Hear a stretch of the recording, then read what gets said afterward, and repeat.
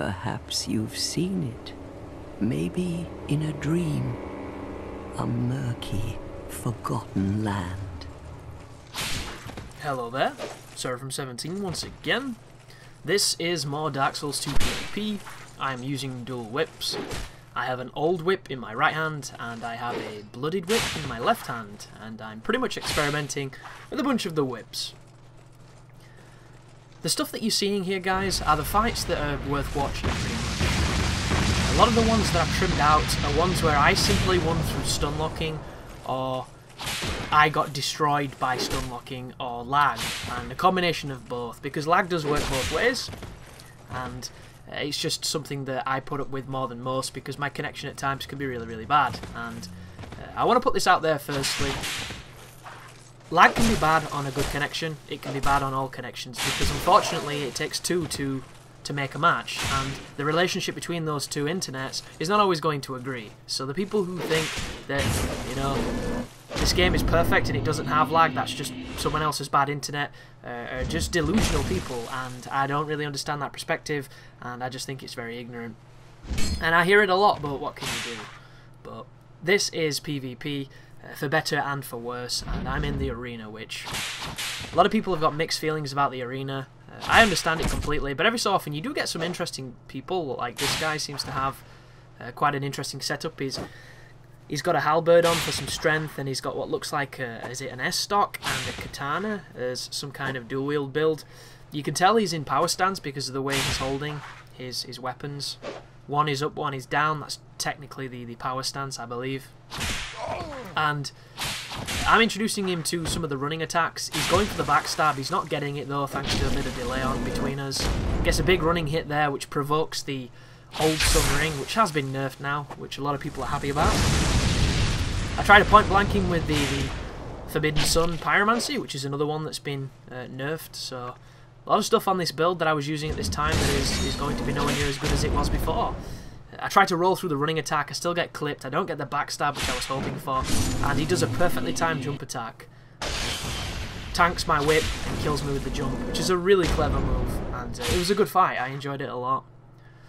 We're back in it with Fisto the Defiler. Apparently this guy is a Twitch streamer, so if you're interested in watching a Dark Souls stream who likes to PvP, here is another alternative for you. And this time he's got what looks like Resonant weapon on Moonlight Greatsword, and he's throwing a couple of Forbidden Suns at me. Which, the argument against Forbidden Sun is kind of redundant, I feel. Like, somebody in one of the comments a couple of days back tried to argue that Forbidden Sun was equal and on par with people who spam hexes and spam any other magic, which I find to be incredibly stupid. Mainly because you get one cast of Forbidden Sun. If you have more than one cast of Forbidden Sun, you are using it as part of your build. You know, it's an important part of your strategy. To me, I look at it as like a cannon. A one-time use, you know, extremely powerful, like, backup. And to me, it acts almost identically to what WoG would if I had WoG, but I don't, because I don't have any builds that can use it aside from the ones that haven't got as far where they can actually try and get it. But you'll notice right there he's doing a couple of spell cancels, which are really nice to see. I go in for the roll backstab, but I end up getting just a quick whip slash on him, and I take him out and get the win. But back in it against whoever this dude is with his buff weapon.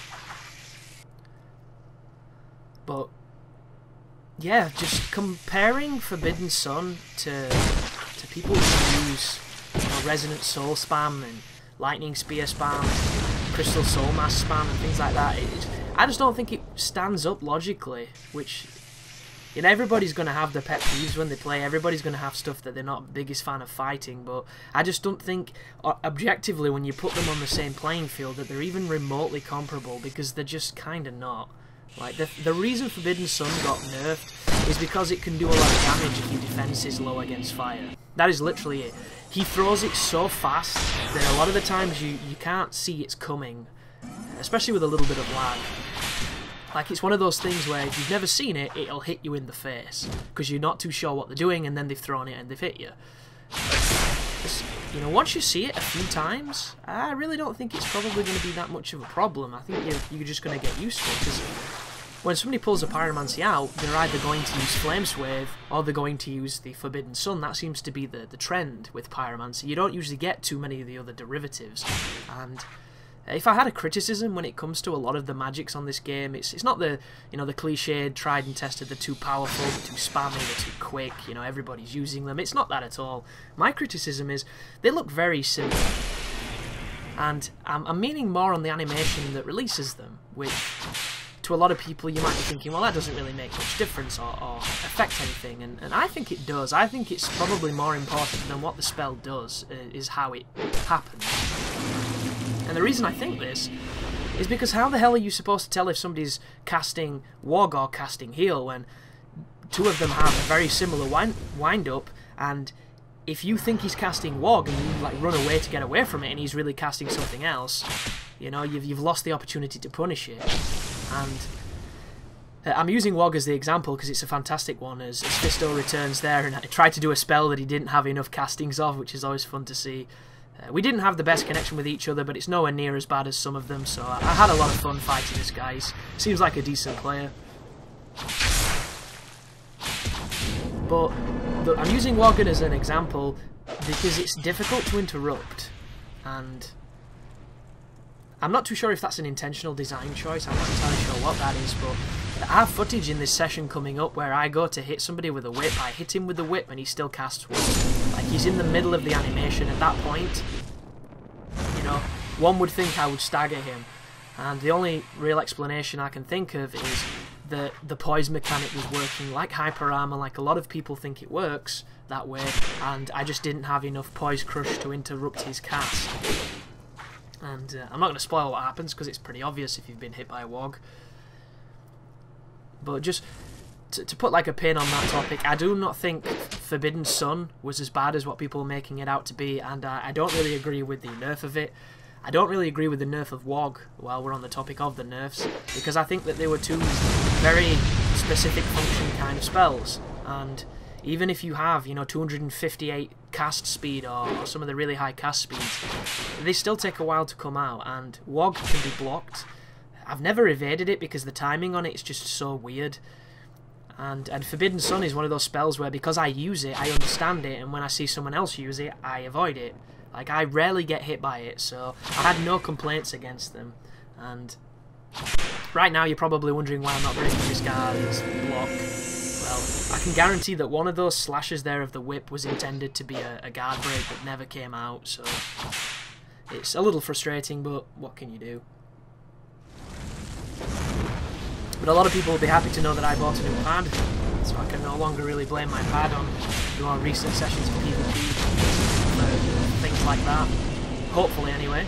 As I get hit by a Forbidden Sun. Nice piece of irony there. Which, it does do a lot of damage, as you just saw. It pretty much one-shot me, but that's kind of what it's designed to do. And I don't really have too much problem with that. Like, the thing that gets me with it is when you don't understand the latency and you end up throwing it thinking you should hit and you don't get the hit because of the difference on your screen and on the person you're fighting, which you're going to have that anyway with a lot of things, so there's not really much you can do. But the new controller that I grabbed was a Battlefield 4 official controller, and I bought it because it was going for £20 brand new. It was wired, and it was saying it had all these fancy analogs. It was saying it had, you know, improved triggers and customizable buttons and wheels on the back and all this kind of stuff. And I was thinking it could be, you know, really fun to use. It could be a really tight custom controller, and I can compare it to the official one. And then when I got it, it is absolutely tiny. So if you have big hands like I do, or you just enjoy the larger, you know, heft of the Xbox 360 controller, it literally feels like you're arm wrestling a cat. It's really off-putting at times, and I'm kind of used to it, but it's definitely weird. It actually reminds me of the GameCube controller because it's so fucking tiny, and anybody who doesn't like the size of the 360 controller, or who's still playing 360, because everybody's probably moved on to ones by now, or PS4s, you know, and you're looking for a smaller one, this is definitely the controller for you, because aside from that, the analogs are great. It's quite a lot of click and crunch to every button, which is kind of weird because I'm not used to it, but I can't really complain. It's a fine pad. I'm not a big fan of the fact that they've made it smaller. I was hoping it would be the exact same as the official one, just with some modifications, and that wasn't the case. But that was a pretty cool fight, that one. We seem to be on a really good connection where rolling was effective as opposed to you look like you're getting hit and you still get hit by it, which is what a lot of the rolls can be like on this game. Here we have somebody using Resonant Weapon. Resonant Weapon is a big topic right now because a lot of people are realising it's probably the best buff on the game, and put it on anything and it's a winning strategy. And it's kind of crazy how good that buff is. Like, any rapier you fight or katana with that on, just a lot of damage, and I think it stems from the armors and the shields don't really have, you know, a ubiquitous high dark stat. I think there's only certain armors that are defended well against dark, so you might think you've got this big ball of piece of suit of armor on, and it turns out it's only really good against physical, and its dark defense is kind of low, so you're taking really big damage, and you can't really understand why. And then you combine that with the fact that you can buff infused weapons with Resonant Blade, so you could have somebody who's using a dark version of their weapon, scaling off their faith and intelligence, and then they put the Resonant Weapon on as well, which just, you know, it's double dipping from the same damage pool, and really strong combination, which, you know, 90% of the game is using, so just be aware of it, either join it or fight it. It's really your call. That right there was an example of both of us having those rings on. He had the Ring of Thorns and the Old Sun on. I had the Old Sun. My son killed him and set off his Old Sun. Kind of like an Old Sun war. Which I'm going to talk about more in the next video, because that ring gets a lot of mileage when it comes to people hating it, people liking it, people not understanding it. But thank you for watching, and you take care now.